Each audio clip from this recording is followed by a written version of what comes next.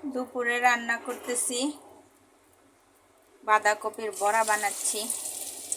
আপনারা কি কেউ বাঁধাকপির বড়া খান নাকি কমেন্ট করে জানাবেন।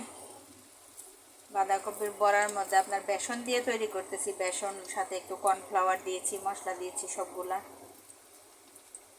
একটু মুচমুচে হওয়ার জন্য। বড় বড় করে দিতেছি যাতে তাড়াতাড়ি হয়ে যায়।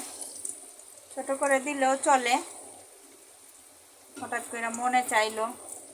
আমি আবার শীতের সবজি কিছু সিদ্ধ করে ফ্রিজে রেখে দেই, স্যুপ, বড়া এগুলা খাওয়ার জন্য, বিরিয়ানি রান্না করার জন্য, যেগুলো রাখার মতো শীতের সবজি।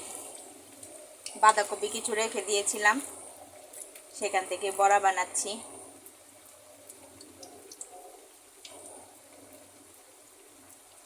আপনারা কে কে এই বড়াটা খেতে পছন্দ করেন কমেন্ট করে জানাবেন।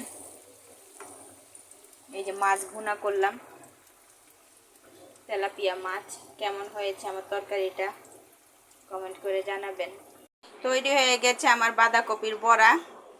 দেখেন অনেক মচমচা হয়েছে। আমি এতে কর্নফ্লাওয়ার মিক্সড করেছি তো, তাই একটু মচমচা হয়েছে। অনেকে নরম নরম পছন্দ করে, কিন্তু আমার জামাই আবার নরমটা পছন্দ করে না, ও একটু মচমচা হলে এটাই বেশি পছন্দ করে, তাই এইভাবেই করলাম। কেমন হয়েছে জানাবেন। ভিডিওটা ভালো লাগলে লাইক কমেন্ট শেয়ার করবেন।